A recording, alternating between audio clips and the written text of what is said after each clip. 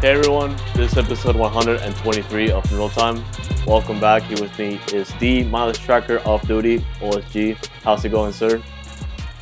Getting ready for it, man. Preseason or camp just started. Preseason games are about to start, so the OSG mileage tracker is going to get ready to start ramping up for sure the first weekend, but might be another trip in there that pops up, but we'll see.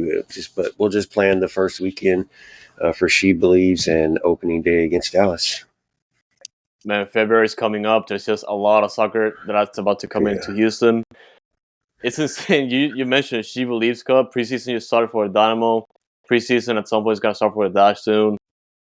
I mean, it's 2025 is here, man, and we are barely... we are about to start running. It's going to be crazy. We're ready for it. Yes, sir. Yeah, a lot of things in store for us. Obviously, over time, you get to find out. But, yeah, man, just a lot to talk about. Last time we talked about the Dynamo, it was almost a month ago, man. We were complaining about the lack of news. And, man, this past week has been packed with news. We have a lot to talk about. We have to be lucky to not go over 2 hours in this episode. Woo! All right, bring it on. All right. We'll get it. We'll get it. Right. No, there's a lot, guys. There's a lot, though. Yeah, he's not kidding. But hey, if you've been under a rock, then you missed a lot. But if you haven't, you know what's going on. But maybe we can give you a few little details that maybe you didn't hear about, or just our opinions as well. Oh yeah, and if you've been under a rock, you can keep listening to this once you get caught up. So yeah, but yeah, there's a lot to talk about. But yeah, let's get to it, man. It's gonna be in chronological order. But the first bit of news that happened after we did our last episode talking about Dynamo, the big one, Pat Onstad and Asher Mendelsohn were extended by the club. No details were made available as to how many years that they're here, but man, I'm gonna give you a hardball question. Do they deserve it? Absolutely, no questions about it. It's ridiculous that we would be questioning his job and his status and what that man and what Asher has done since they've gotten here. They've taken us out of the void, all the struggles that they were left behind with from the previous ownership, and just to change everything. And they are still changing everything, but fans are impatient. Just don't understand the process or trust the process, or just, man, it's a struggle. But I have no quarrels with Pat or Asher at all. They've done a fine job since they've been here. Yes, of course, you can knock him. Sebas was a fluke. Sebas just didn't work. We couldn't get rid of him. Blah, blah, blah. Other things, But he's in the overall, he's done a good enough job. He warranted the extension. Asher 100% warranted the extension. He's transparent. He talks on social, so he's out there interacting with the fans. He's just... Pat and Asher are both friendly when you meet them in person, but there's just two different things. They're both doing two different jobs. Asher's out there, man, grinding as well. Pat's right behind him, and sometimes he's over here, Asher's over there. They're both working their butts off. I trust them. Yeah, absolutely deserved. And we don't even have to mention the historic season they had last year with all the records they've made, but you only have to first talk to Ben Olsen just to say, every time he goes to a press conference, almost always he says, this is the most support he has ever received by a front office. And just the turnaround of things that the club and the way they're right now in terms of roster-wise, and just being able to just make a couple changes here and there to adjust the roster. We're in a great shape right now. And a lot of people complain about the lack of signings this offseason, and there's not a lot you can do with the roster we have outside of the things we're going to talk about. But, man, we're incredible right now. We're in great shape. Absolutely. They deserve it. Good job for Ted for latching them on. And we cracked a joke when it was announced that it's a 17-year extension. So he's here for the long haul, guys. Right. Erling Haaland and now Pat Onstad. Oh, yeah. Yeah, they were given the same extension on the same day. Right, for sure. But yeah, man, that was the first bit of news. out of the million of things that happened over the past couple of weeks. After that, we did get the news that Steres has resigned with the team. He previously didn't have a contract with Dynamo, but he now has a deal through 2025 and an option for 2026. I'm gonna tell you right now, this is one of the most important defensive pieces we have in terms of depth, because this guy has been insane for us last year and won us games, particularly the decision day against LA Galaxy. He can play at all 4 positions on the back line, so he's obviously the versatile man. He's still playing with a lot of heart, a lot of grit, obviously. So this contract deserved as well. The return is deserved as well. So I believe he wanted to stay with the comfortability here, and I'm glad he chose to stick around here with Houston, and I'm glad Houston was able to say, hey, we do need you, bro, because behind Steres, there's nobody right now. You got kids at D2. You got a college kid that hasn't signed his contract yet. So, hey, Steres, I'll take you, bro. Escobar's going to need a break. A red card is coming, or multiple yellow cards that gives you a suspension. Dorsey has nobody that's backing him up, so you can play that side. We do have Bartlow in the middle to hold up for Eric and for McKelb. We may need you there in the middle too. So, hey, I'll take Daniel, especially the way he ended the season last year. We've always been a fan favorite. Running into his parents out of town in away games is always cool, because they just happen to be where you at. It's funny, but man, it's just a cool family, cool person. He's a vital piece to the team. Super sub, man. Here we go. I love it. 100% deserved, and we needed him back for next year. And yeah, after those news, we finally got the preseason schedule for the Dynamo, and this was the week before this week, and we did get the news that the first day of training was going to be at HSP this past Monday, and from there we do have a couple training camps that are going to be taking place out of the state, and they'll be facing MLS opposition.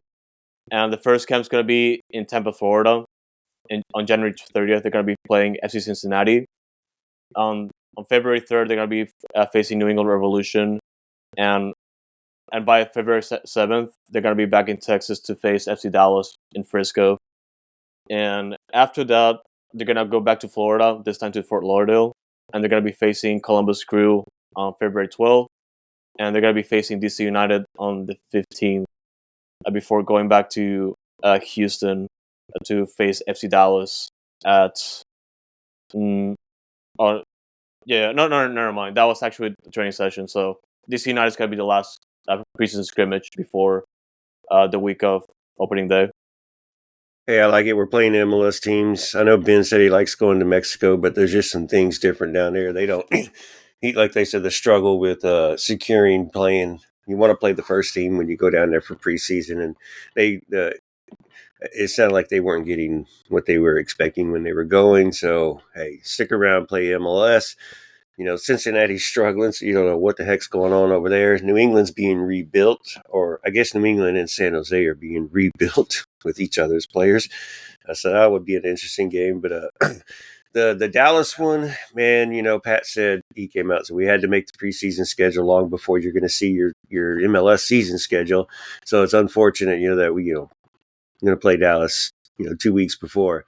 But at the same time, it's, hey, whatever. You're going to play your D2 players, and you may play your you're going to mix it up with your first teamers. So it's not your first team playing against their first team. So it'll be fine. Yeah, it sucks. It's 2 weeks before, but I don't think you'll be giving anything away. And if you don't want your first teamers to play, shoot, they can stick around and have a scrimmage with themselves and let those D2ers get out there and play on that game. But whatever. I like the schedule. Preseason, it's good. Of course, know that those games will be streamed. So, Yeah, that's the sucky part. We only have to rely on updates from Dynamo, which sucks, but oh well. It is what it is. We're getting used to it, so we'll just have to hear about it on the press conferences, how the team's been doing at these scrimmages, and if anything stands out to the coach. Yeah, Gabe Segal is gonna score a hat trick, and we'll never know. Nope. We'll never know how he did it. So yeah, there'll be a couple pictures, but you won't be able to confirm if they're goals or not. Right. But yeah, that is the preseason schedule, and after that, we did get the news of the coaching staff. for the first team, and we did get confirmation that Kenny Bundy is staying as assistant under Ben Olsen, which I don't think anything else needs to be said, but absolutely 100% deserved. And yeah, like Ben Olsen had a lot of things to say, positive things to say about it in the press conference, which I highly recommend tuning in to our YouTube channel. But yeah, man, what you gotta say about Kenny Bundy? Well, I mean, things that you mentioned in the press conference that Ben Olsen specifically spoke about Kenny Bundy coming to the team and what he's going to bring that's different, and he's working on those set pieces, and the set pieces, as you know, are troublesome for us, whether it be offensive or defensive. So this is going to be a big key for Kenny Bundy to take control over and get function over, because you don't have Herrera sending the ball in to get for those creative assists. You're going to have somebody else taking these free kicks back there now, and we're not sure who that's going to be right now. It's probably going to be, maybe Bossy. I don't know who's going to take them, really. Those little set piece free kicks right now is a question, but incoming players still, so could be a question. But so the other part, he's got the connection with D2, with the younger players still. So that helps for their transition if we are able to utilize any of them. I.e. Exxon is going to probably be the biggest example to get first team minutes to start this season. And Kenny Bundy's right there. He knows Kenny Bundy. The D2 coach, I guess if they're ever going to name it, Jeremy Hurdle was the one who was last year who took over for the team at the end. And they like him. And I believe this is the guy who's going to actually have the job this season. I just guess they're not going to announce it and let us know that it is him or something, or maybe it isn't. I don't know. So, Jeremy Hurdle, correct. Congrats, I guess. But I hope it's you. So there'll still be that connection too as well. So Kenny Bundy brings a lot to the table. Besides, you see his coaching abilities, because you're right there on front row when you go to a D2 game. You can hear Kenny talking, and then when you hear him at the press conferences, you can tell he's a good coach, and obviously he's a good coach. How long has he been here in this Houston Dynamo organization? So it is a benefit to us. It's a benefit to the players, and he's going to be a benefit to Ben. And hopefully we see the transition on these set pieces, and they look a little different than us just putting the ball right in the middle of the box and hoping for something. And you said it yourself, the most important thing for me about this is his connection to those, because he's been there already, and he has the connection with the players there, and the players are about to sign on deals to go back and forth to get some playing time. And yeah, it's just big for me. And also the set pieces, something that we have to work on. It's massive. Yeah, and for real. We also do have 4 more people joining the coaching staff for 2025.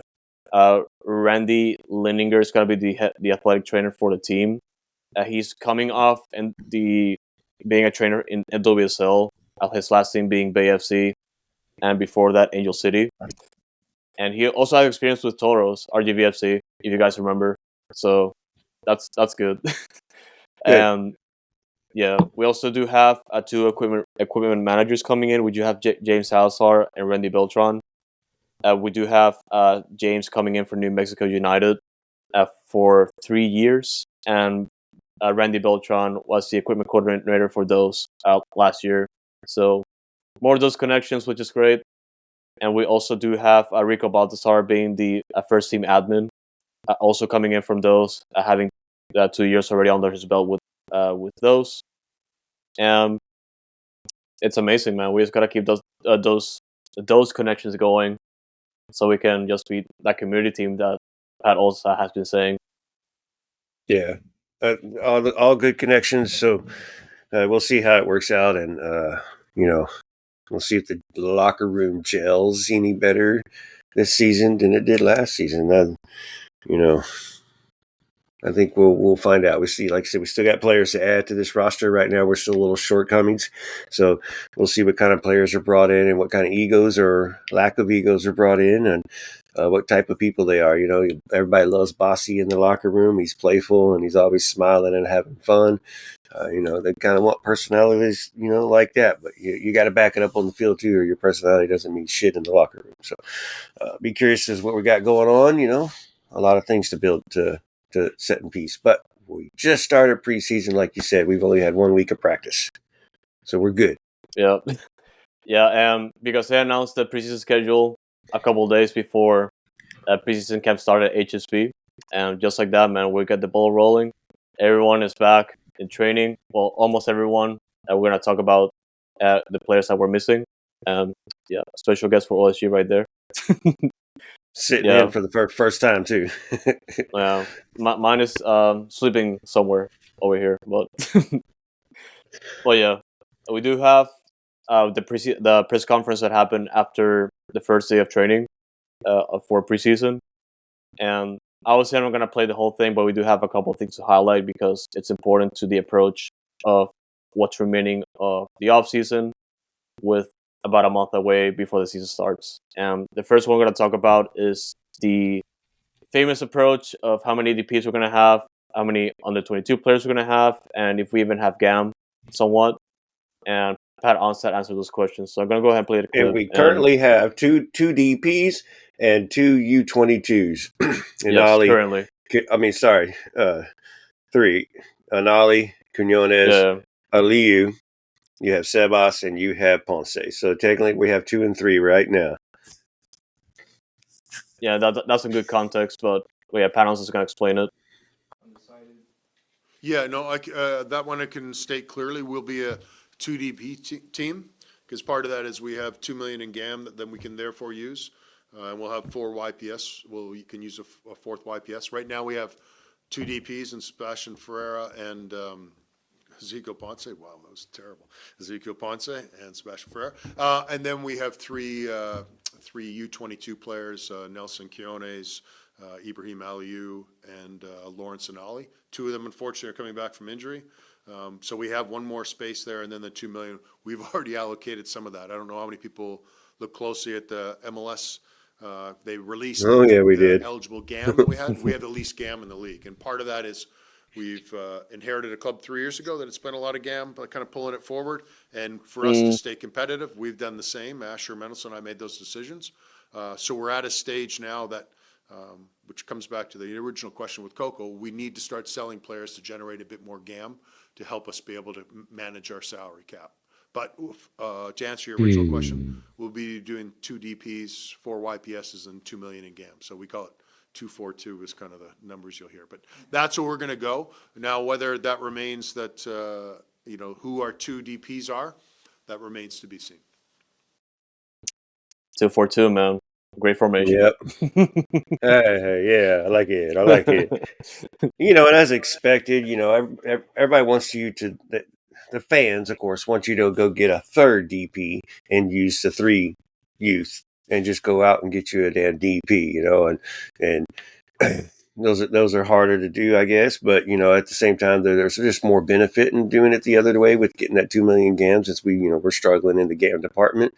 GAM was increased this season by MLS, so we did get a little more to start off the season than usual. That helped as well. And then, likely, selling Coco off, you can, turn that money into GAM as well. So, you got options, but I think it's a good move. And, if you find the right one, Aliu was exciting when he came in, and then he's burnt off, way off into the excitement factor. And now he's just, it's like he's only got one button on his Nintendo controller, and Sprint doesn't even work anymore. So then you have Anali, who's got everybody's excited about a lot of potential, but you don't know when he's coming back. Seems like he'll be back whenever he'll be back. Let's just say summer, late summer, or whatever. He'll be back for the end. If we're still in the playoffs, we're making a playoff run, so he'll be back there to help us and get us over that last hump that we may need after a slow start. And you have Quinones, so who knows if Quinones is going to be able to come back or not. He's the one that's going to come back last, and if he comes back, you don't know. You see him running on the training field, but that's all he's doing. But you also hear that his injury is not healing, and you're finding things out that are worse. So I don't know if we're going to get Quinones back, but if that becomes truth, you do the same thing you did with him last year, put him on the SEI, and you can use that U22 for somebody else, because you just put him on the ending injury. But going to give Quinones a chance. So, and obviously Dynamo are not saying that he ain't going to return, but you're giving him a chance, so we'll see if we have time to make decisions, For me, particularly when Pat Onstad said all this, it's not just important context, but for what's about to happen this week, but the fact that we have to utilize our resources to the full extent, because we're kind of struggling last year. Of course, we had a DP sitting on the bench for most of it, and obviously having 4 under 22 players, it's gonna be massive because we have an opportunity to bring in some young players and start developing over time. And of course, the situation involving Enali and Quiñones, obviously 2 different outcomes potentially, but yes, it's one of the things that you have to use what you can get and start bringing in those players that can just give an injection of energy, like what we've been seeing with Enali this year or last year. Sorry, but yeah, important context when it comes to how we're gonna approach this upcoming season. And another big question that fans have been asking when it comes like signings, we're gonna get Neymar, man. We have to get Hazard, even though he's retired. So it's kind of like we need to get a superstar and all that. It's kind of like you have to be realistic, you know. But yeah, Pat Onstad did get some more information when it comes to who they're trying to bring in, and he makes it clear. We're happy with our sporting project. We're really happy where we're at. We think from our standpoint, when I talk about I talk more on the technical executive side, Asher Mendelsohn, myself. We still have a few more players to add to this group that will hopefully help us go forward. But we're really happy with the core group of guys that we were able to come back, and some of these guys we've been able to sit down and talk with them to try to make sure that we can extend them and keep them here at our club for a while. And honestly, for me, it's more about we see a lot of teams this offseason spending a lot of money, which there's a lot of teams that have to actually rebuild. But for us, and at least for me, it's important just to keep the core. Because if we start changing things drastically, obviously we're going to lose the things that we already worked on for like the past couple of years. And yeah, we're in a good situation. It's just that we have to make a couple signings. Yeah, we just got to be patient. And those signings, just fans will be like, "Oh, we're just going to sign Ponce again," and we don't even know who the guy is, and he's mid or whatever.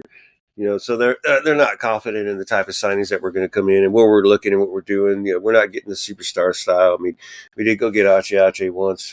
How he fell in our lap, the exact story, who knows, man. But that was, cool for him to, be connected with Houston for a minute. And, it does show a possibility that, a star can come here of that magnitude.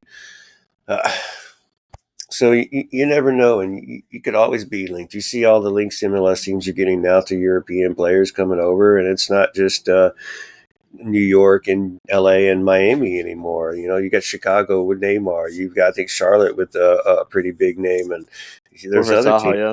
Yep. Yeah, even San Diego, an expansion team.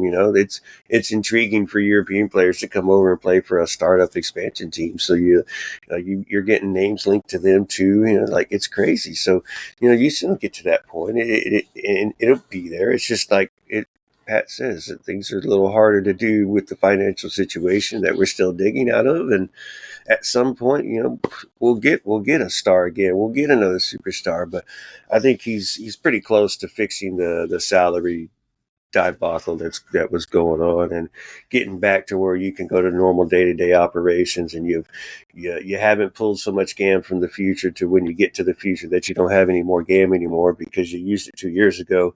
So I think they're not pulling anymore, so they're setting themselves up to where okay, let's take this part when we had next year that's already there, and then whatever else we can get to benefit us there on. So I think what Pat's doing is a good mold, a good plan, and it's working. It's just it needs I'm being patient.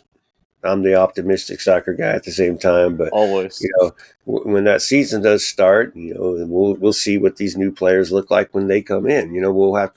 Is when the harsh judgment comes, when the season starts, and we ain't got the players, or it's truly dedicated. Hey, this DP that's coming in is not coming till the summer window. Okay, he's not coming right now. He's coming in the summer window. We're working on it. We're looking at boom. So fans, be patient. And then, the other one, still need a midfielder. But I digress. I'll leave it at that. So yeah, there's work to be done. And like I said before, I highly recommend checking the press conference on our YouTube channel if you haven't already, because there's a lot of information. And both videos combined, because there's one separate for Pat Onstad and one for Ben Olsen. Combined, they're an hour long, so it's a lot of information. And also our tour in the clip with Ben Olsen, so it's extremely it's pretty useful. So I highly recommend tuning into that. Yeah, y'all should go listen to it. It's the first presser of the season. Go listen to it. You'll get information. I mean, you'll get to hear it from their mouth, their words, hear it their way, get your own judgment. Yep. Well, yeah, that happened Monday. We finally got news of signings on Tuesday. Well, the first signing actually. We did pick up Erik Dueñas off waivers. He was a former homegrown for LAFC last year, and he got let go. And Houston picked him up for 2025 with options through 2028. So that's a long time. Hey, that's fine. He's 20 years old. Yeah. We got him off waivers, so there was no transfer fee. We didn't have to trade for him. We didn't have to give LA anything. So, we're just picking up, giving him a contract, and and then he gets to, and as Asher said, he gets to compete in the midfield. Okay, not as a defender to Dorsey backing up. He gets to compete in the midfield. So, Reigns, you're the guy right now that's penciled in as a starter next to Arthur. So this guy can come in and he's going to compete with you, and he's going to be looking for time. And if I'm Ben, you're giving them both time. You're definitely giving them both time. Brooklyn Reigns is still with the U20 U.S. team, so he'll be taken off for his national camps throughout the season, so that spaces does come available. So Dueñas is going to be a good little pickup. He is promising. He has a lot of MLS minutes on a very good LA team. You can't complain about that. So I think he's going to fit in. He's a little dog, is what they say. He's short stature, but he's strong. He's physical, I guess. So we'll see when we see him in person. But he's somebody who could fight to start in the midfield, but otherwise just great depth off the bench. Who's versatile, can play 4 positions in that box as well. Yeah, seems to be like a holding midfielder, kind of like a profile that we've been accustomed to already. But yeah, for me, it's just a matter of setting up competition for everyone else competing for that starting spot, and even first choice off the bench. So yeah, it's good to have. It's good to have. Yep, young, cheap, and good. Free man, it's good. But yeah, that was the first one. But after that day, we got the first bit of big news coming out of this week. And man, Coco has been sold to Pumas for the largest transfer fee in club history. And we did get a lot talking about Coco, obviously coming out of historic season with Dynamo, and personally being the CONCACAF Player of the Year. But yeah, man, it's kind of tough. He has done a lot of good things for us, and we'll miss him for what he has done for the club and all around. But man, how are you feeling? Yeah, I mean, it's expected. We knew it was coming for 2 years now. Just when was it coming? Fans don't like the timing of it now, just because they lost Ache, and now you're going to lose Coco, so you're losing 2/3 of your midfield already, and those are big pieces to replace. And of course, we don't hear rumors about who's going to replace who and who's potentially can replace who. So you're losing Ache, and you're losing Coco, and you're just filling the blank in with who knows what we're going to get. So it's tough when you lose players like that were important to the team. Big piece. But Coco needs to go, and he needs to benefit himself, before he wants to go to Europe still. And you don't go to Europe when you're 30 something. So he needs to hurry up, get down to Pumas. Maybe that's a good shot for him to go down, have a good year at Pumas, and then maybe somebody in Europe come calling and, see how his transition was to Pumas, and he maybe makes a name for himself. Hopefully playing in his normal position. We'll see. I don't know how they'll use him, but had to go. Like Pat said, we need the money, so the money needed to come back to us. That money's going to be very helpful, very helpful. So And that's what you do. So transfer market, I think, was 4 something for Coco, and we got 3.5.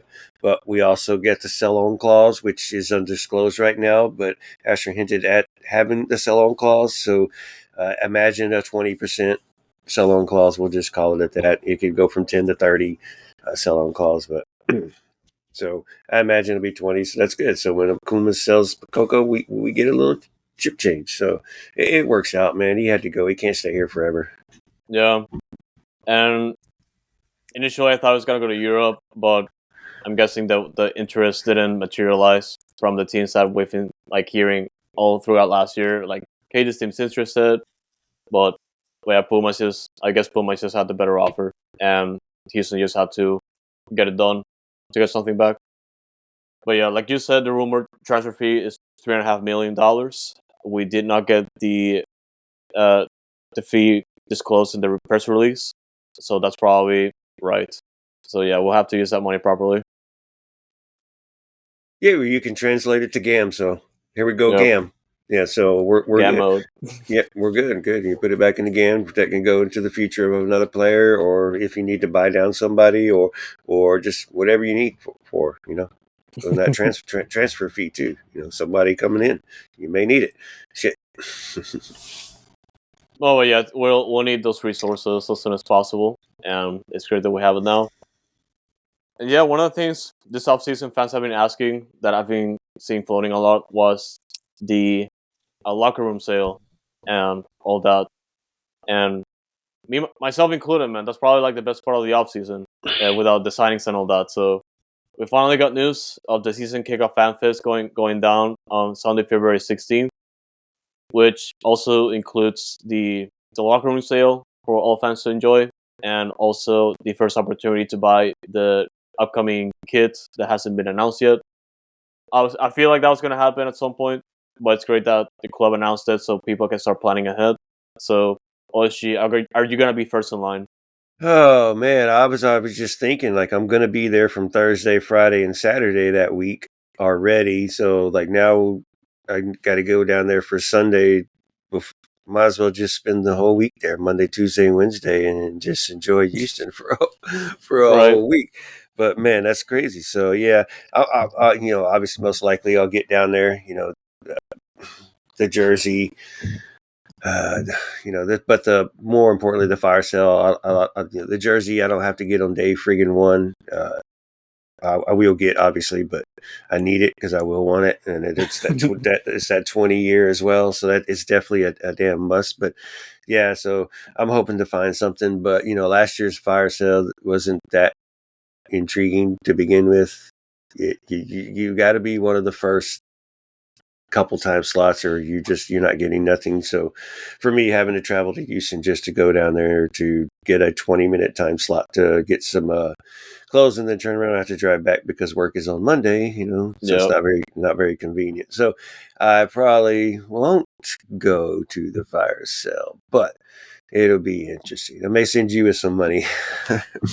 Honestly, no, yeah, it's gonna have to be that way because I've also noticed that I feel like everyone in front of me buys out the cool stuff, and we have to pick up the scraps if you're all the way in the back of the line. So it's unfortunate, but yeah, I'm just gonna be lucky with those. I mean, Unfortunately, fight for the time slot. If I get a good time slot, I'll reevaluate the situation and maybe get down there.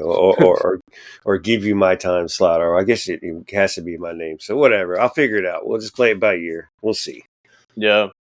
And a heads up for the non-season ticket holders, you do have to RSVP for this event. You do have to claim a free ticket of SeatGeek, and that's available in the club's press release. So just keep that in mind. And season ticket holders, it is in your SeatGeek already. If you haven't realized it, open up your SeatGeek. It's right there. Yep. And that's going to be on Sunday, February 16th from 2 to 5. So it's going to be a good one. I hope I can make it. Of course, I also get to see the jersey. I don't know if I'll buy that day, but I feel like it's also going to depend on the stuff I get from the locker room sale. So we'll see. Yeah. Interesting. We'll see, though. I got to get a good time slot. That's what it is. Yeah. And also, we do have another signing coming into the first team, and that was the announcement that Obafemi Awodesu has signed a first-team contract. Of course, Obafemi Awodesu coming off his first year and signing a contract for 2025 with options through 2027. So, let's see your thoughts, sir. This is hey, he's good enough to play for us. We don't need him on the first team right now, so we're going to sign him to that 1-year contract with 2-year options, obviously on the second and third. He's going to be the back line, the captain for our second team on that back line right there. And if things happen with Mikel, he's going to be able to move into the first team and be on the bench. But he'll get some playing time in the preseason with the first team. He's already working out with the first team, so it's good. It's security.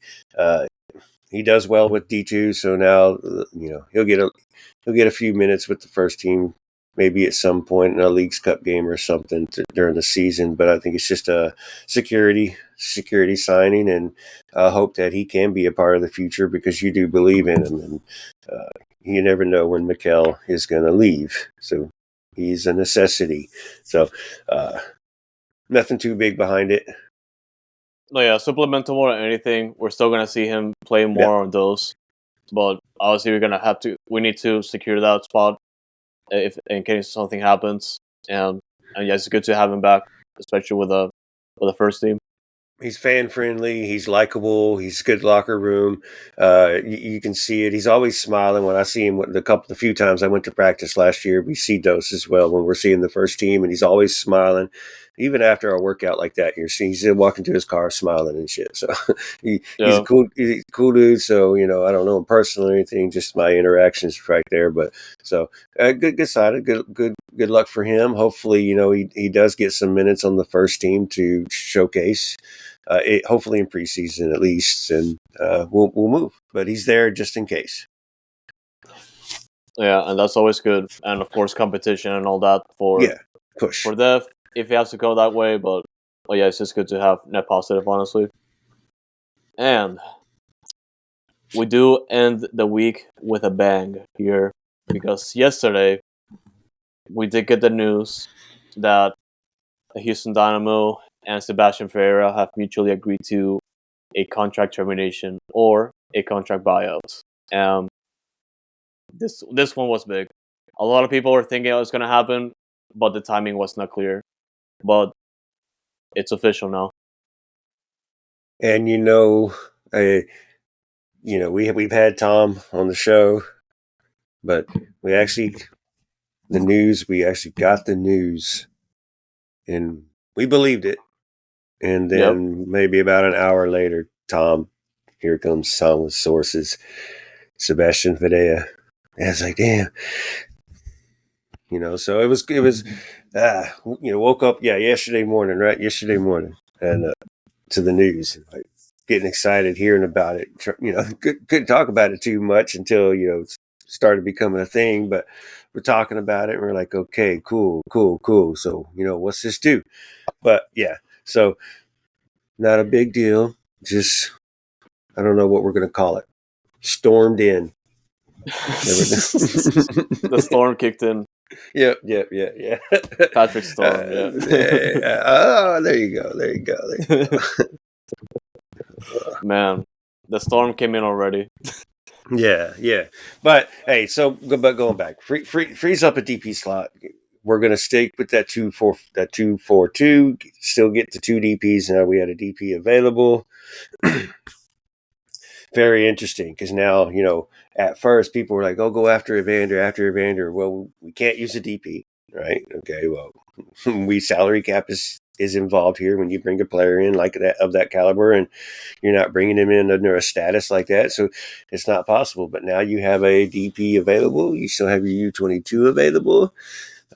The new cash rule it helps out Houston. You still got to keep salary cap is still a factor, of course, but this does open up those options for that DP10 that's being rumored. So you mentioned timing with Sebastian with the buyout right now. Why did we wait so long? And I think Pat will tell you probably again, just had to ensure working on something, make sure you had a backup plan instead of just getting rid of the backup plan and then not having a backup plan. So the buyout still works. You still have a whole preseason. Obviously, you need to get that player in that you think is going to take his place, or get that opening up, or whatever it is. It's going to be to get him in. But it's good. We wish him, Sebastian, the best. He's probably going to end up in Brazil, it sounds like. So good for him. But we needed our DP spot. This is a net positive for everyone. Yeah. Sebastian Ferreira is gonna actually play somewhere, and there's interest from South America. So he's gonna find his footing, and he's gonna get his opportunities to play more. And for Houston, I mean, he pockets almost $2 million too. Yeah, we get, because we're rolling in with 2 designated players. We do get $2 million in GAM, as Pat mentioned in the clip that we just played, and also the free DP spot. Yeah, this opens the door for a lot of opportunities. Obviously, we do have. I'm sure the designated player is going to be utilized extremely soon, but we'll see. But yeah, it's for everyone. This is great. Yeah, I'm not sure if the DP status will be used extremely soon. Maybe the U22 one might be. Who knows what Pat is cooking, because information doesn't come out for the Dynamo until it's all dead and done and about to happen, and then we hear about it, and then Dynamo come out and announce it. So we don't know what is truly happening.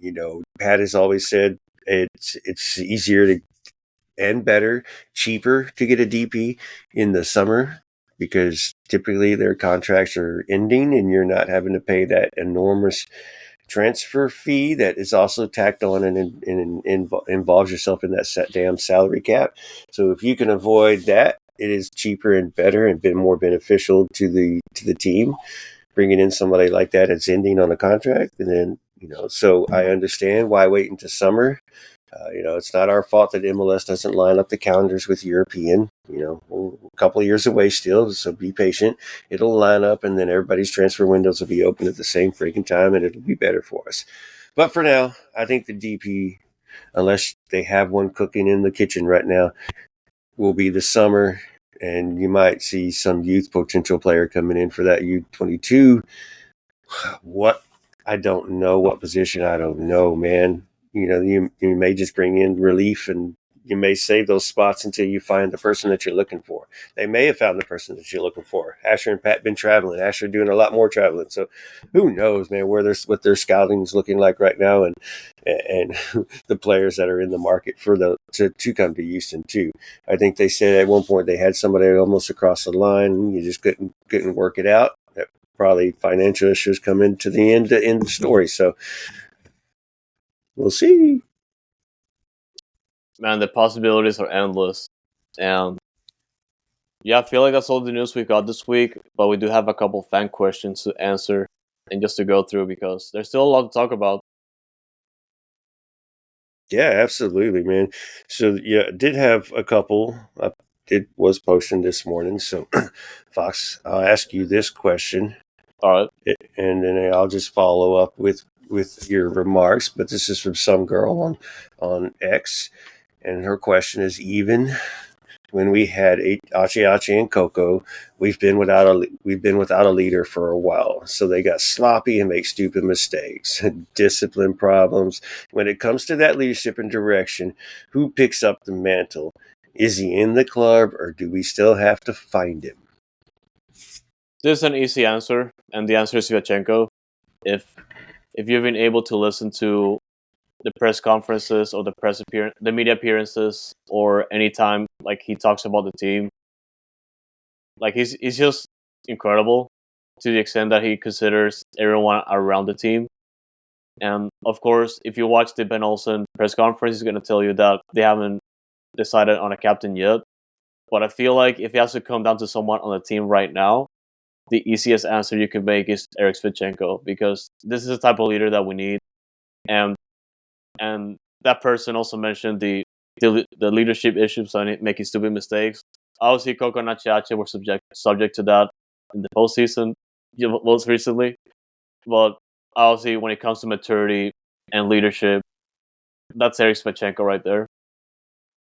I'm with you on that, and I'm also going to name a second player on the team that makes a lot of sense to the entire team, and you see him interjecting himself, especially around the referee, trying to get involved in, what's going on and why you're making this call. And it's Arthur. And Arthur was at the opening day press conference, and he'd been to a lot of press conferences. He's been Ben's choice a lot of the time, as well as Erik. But I think sometimes Erik doesn't get picked because he's still out in the stadium playing with the fans. So it's like so he doesn't get to go to the media press conferences as much. But yes, Erik Ciacinco makes 100% sense.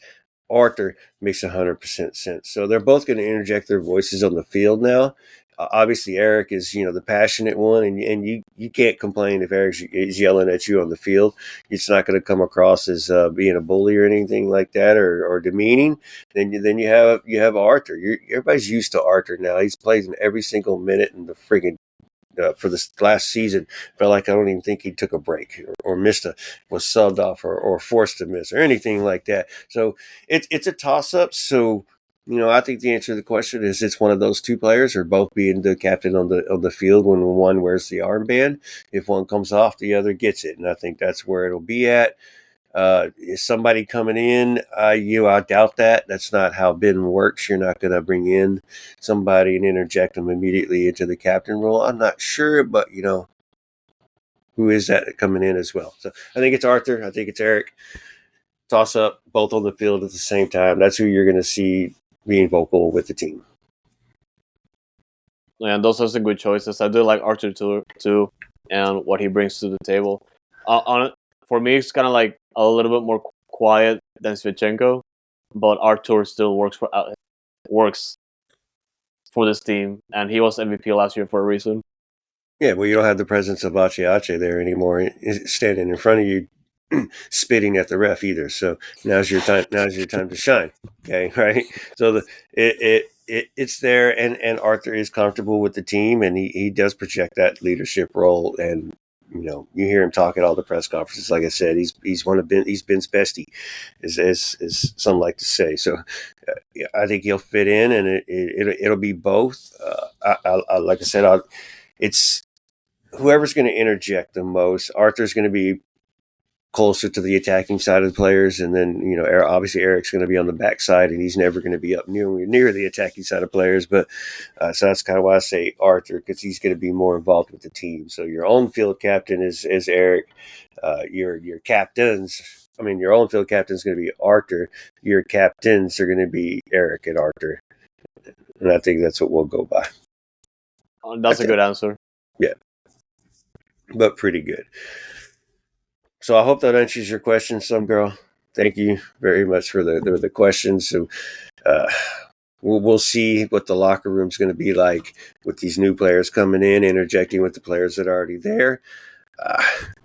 Jesus, that was the cat that just moved my whole table. So jumping off. I'm using the cat tower as a table right now, but so that's the biggest problem. But. So hopefully that answers the question. I think we can believe in them as well as being captains. So yes, the captain is here on the team, and one will be banded that first week going into the season. So we'll see. Good question though. Thank you. Another question coming up and the last question that we'll have for today is from Chapito. What up, Chapito? Well, our starters are pretty much set. What kind of depth pieces would be better with our current players? Veterans or U23 players? And real quick, give you a little context. Obviously, we know our lineup, Escobar, Mikel, Erik, Dorsey with Tarbell on goal. You're going to have Reigns slotted in that starting position right now. Arthur, Bassi, Seba, Aliyu, and Ponce as your starters. Right now, if you had your bench, you have Moore, keeper, right? Steres, Bartlow, Dueñas, Arzu. You're going to have Batioji, I forget how to say his name. Batioja. Siegel, and then you have 8 and 9 subs. Remember, you get to have 9 subs. So right there, you have 2 slots open. You have Anor, Rodriguez, Gonzalez. You have Femi as well that are D2 that could be taking up those sub spots. But we are waiting on a couple players to show up for signings. But to go back to the question is, would we be better with our current group? Veterans or U23 players for depth? We're gonna need some reinforcements just for the season ahead, I feel like right now we are in good shape. Just missing a couple of pieces. Obviously, like the substitutions off the bench, but also to rotate them out over time. And of course, like the big one that everyone wants is just the playmaker, and I feel like the DP spot is gonna be utilized at some point. But Hopefully sooner. yeah, assuming that we're just gonna go for the depth piece right away, obviously I'll probably just go for someone that can play on the wing for the time being, and also like another midfielder. And if you want an answer immediately to the midfield situation, you'll have to go ahead and look at Diego Gonzalez for those. Like the most obvious answer is right there, but we'll see where it goes, honestly, because we only need some reinforcements like in the midfield and wing side of things. But man, all I say right now is no more strikers. For the love of God, please, no more strikers. We should be okay there for now. Yeah, well, you do have Siegel backing him up. You do have Seba that can play the false nine, which I think Ben will do first before putting Siegel on the field, I think. But right now, Seba is also in the starting lineup right now. So he may not have that option. So Siegel will be the backup. And then you have a Nor from Dose, who has a first team contract as well, I believe. And he could he could do something in this preseason and shine and try to show himself over there. You mentioned a winger that's needed. Blessing is still an option out there and still a possibility to come to Houston and could be that somebody. So that's somebody that's going to work with Aliyu over there on that side to come back in and help out. He could, play on the right side as well. Of course, that's going to be Seba right now. But other than that, man, depth is a talking point because it is lacking right now. It is very lacking. Like I said, we had the starting lineup, but when I mention the bench right now, it's Steres, Bartlow, Dueñas. So we're hopeful with Dueñas, or we have Arzu. We expect Arzu to do a lot on that right side. Hopefully, play some right side. So he's going to come in late and take over Saba's position, and depending on what Ben does with his substitutions, and if he keeps Saba on or if he just goes in and takes him off, Arzu's going to be electric and exciting and can force some action on you on the defense, and Andy, when he's back from his Colombian U20 World Cup or whatever it is he's playing for, it could be an opportunity to throw something in there, a little wrinkle. But otherwise, man, I'm not impressed with the bench right now. What's going to come off and change things and get us over that line if we're needing a goal? So, if you have the DP open, you have the YDP open. So let's just say and I counted right here. Let's say you have those two sub spots open too. So I bring in a 10 DP. Well, that puts Seba back on the bench. There's one of your subs that you're okay with coming off the bench. You go get a YDP.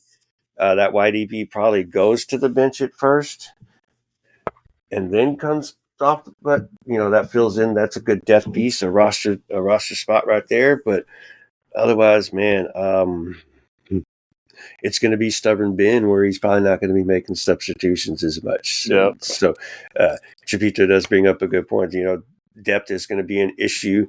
This preseason is going to be crucial for players to go out there and show themselves and get to make sure that they have an opportunity to be utilized, because Ben's going to forget about you if you don't shine in preseason and in these preseason games and make sure you give it your all in your practice. But so there are players. Diego Gonzalez, like you said, is a player that he can come in and be somebody, but I'm not sure if the Dynamo are in the belief of him. I think he's got something there. He's been here for a while, so you don't stick around that long if you don't have something ready. So hopefully there is something for him to interjecting this season. Diego Gonzalez just turned 17, so I'm okay with him, obviously being that D2 guy. And if somebody gets hurt and then Reigns is gone on camp, Rodriguez can come up because he does have a D1 contract. So it's not like we have to loan him out or anything like that. And he can just come up and interject himself in the first team. And you have, Femi as well. So would like to get a couple pieces. Then you got something to do. But once you start going and getting depth, and then you need to bring in the DP and the YDP, now you've got something where you need to move player around or do something like that, or you're not going to be able to utilize a certain player in so many games and you're struggling. Do you put them on D2 or do you leave them in the void and just sitting on the bench in D1? So I don't know. Well, good question, Chavito, but depth is a question. Yes. improve the starting lineup, and your depth comes from the starting lineup. I know you would put Bassi on the bench, Chibito, but Ben won't. So we'll just see who he puts on the bench whenever those players do come in, or if they got to interject themselves into the starting lineup. And what we have right now is the starting lineup, which, I don't know, it's going to be a slow start to the season with that tough schedule right off the bat. So some guys got to interject themselves. I thought you hit the nail right on the head, man. When it comes to like the bench situation and because obviously the bench situation is going to change probably as soon as the next couple of weeks, but that's one of the things they have to address right now. Absolutely. So as we've been recording this show, we started at 2-0 Man City. It's 6-0 Man City. So I've been enjoying some goals in the background, having a good time over here. But so yeah, man, Chibito, thanks for the question. Appreciate you interjecting that and getting that in before our show this morning. Some girl, thank you again for interjecting your question. I hope we answered it as well as we could. Those death pieces we could talk about forever. The captainship, I think, is going to set itself in, and you'll see. I think you're going to see Arthur interject himself as the captain and be that voice of the team. He understands English. He understands Spanish. He can talk with all the players. He's got both sides of the ball. Erik will be the passion. Dorsey will be the passion. And let's go out and have some fun. Yeah, man. 2025 it's going to be a big year for us, and a lot to prove still. And just before we end the episode, I wanted to add something else that just came up this morning, and it involves the kid news or kid rumors going around. As well as you just mentioned, the upcoming kid is going to be a homage to the 20th season of the team playing in Houston. But there was a bit of rumors floating around this morning regarding how many kids each team in MLS is going to have, and apparently all teams in MLS are going to be receiving a third kid. So not just the primary and secondary that we do get, we're apparently going to be getting a third kids in 2025. We'll see how. What year did this league start? 1996, 97, 96, I thought. Or 96. I think it was 96. Was it 95 or was it 96? I think, okay, I'm going to Google it right now, but I think it's 95. All right, so a little context behind that. The guessing that why every single team is getting a third kit instead of you having to have cells to get that third kit is the commemoratory 30th season for the MLS. So I believe that is probably next year's rumor leaking out ahead of time. Most likely. And it kind of makes sense for like 30 years, 3 kits, number 3. Yeah. But yeah, it was 96. 96. Okay, so I'm thinking whatever he got his source from, probably I would bet that's next year everybody's getting a third kit for the 30-year anniversary of the MLS, which I'll be intriguing, which at the same time will probably be like everybody's going to get a same kind of, they'll get the same template and get to interject their own little, what colors do y'all want to use, however, and it'd be, I'd be curious what kit is Houston going to use for their third kit? What colors would they go? Some people go way the fuck off. Some people go by their history. I'd be curious, but I hope that rumor's true. I don't think it's true for this year. We would have heard about it by now. So I'm thinking that's for next year.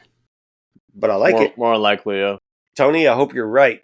Well, you found it, Tony, right? I guess you found it, but I hope this guy's right and whatever his source is. And third kits are cool, man. Honestly, yeah. Like, as long as it's not a template, I might buy it. So we'll see. Yeah. Everybody gets the same damn one. That would suck, but yeah. Let the city interject themselves in it somehow. Yeah, but man, what an episode! That was a lot of information right there. For reals. That was a lot of information, but that's good. That's good. It's quiet on the dash side right now. All we've done is had our introductory press conference, but other than that, there hasn't been no other news or anything like that. So it's good that we got some news on the Dynamo side to keep up, because it was the Dash that was giving all the news, and now it's the Dynamo. Yep. No man, it's a due time for the Dynamo. We haven't talked about them in almost a month, and they bring us this full week of news and stuff that happened the week before too. So yeah, man, preseason is here. Let's just do it. Let's get it on. Yeah, man. Guys, as always, thank you so much for tuning in into this episode. We're gonna be covering all of preseason long, leading up to the season, the start of 2025, and as always, tune into our content for our podcast. We are wherever you listen to your podcast, and on video And form. if you freeze that frame right there and you scan that QR code, every social that he's about to tell you about will pop up on your phone. Yeah, man. If you scan that QR code, I don't have to talk to you. But if you don't do it, that's perfectly fine. Because we do have a podcast platform, audio, like I said, pretty much everywhere you hear a podcast. Video form, we do have our YouTube channel, Foxtrot TV. Just put in the search bar or go to our link below. And Ghost TV, man, a good platform to get to know all the content creators in the soccer space in North America, not just Dynamo, but a lot of people. If you're interested in finding out more content soccer related. And man, our blog, we're about to kick off the season, so the writing pieces are going to be there at some point. And yeah, as always, it's going to be on our Ko-Fi page for now, at ko-fi.com/dynamicfoxtrot. That's ko-fi.com/dynamicfoxtrot. And man, social media handles at Dynamic Foxtrot on Twitter, X, and also Blue Sky. OSG right here has the handle Noodle Tiempo. We usually just keep those updated at all times, so you guys stay updated with all the news going around. So I highly recommend following us both. And man, the season's about to kick off, man. Expect my TikTok videos to be popping up on Instagram. Yeah, TikTok just closed, so we have to get creative with that. So Instagram. You're still able to utilize TikTok. You're not able to post, so there are no new videos, and TikTok won't be updating. But I can go create a video still using TikTok's app, and then take that video and move it somewhere else and play with it. So still have that ability, but yeah, TikTok's down. There is no more scrolling whenever you're absolute boredom and you're sitting on your bed. You woke up too early in the morning and you're still waiting for work. Oh, TikTok. Where you at? It'll be back though. I ain't worried about it. It'll be back. Yeah, more than likely.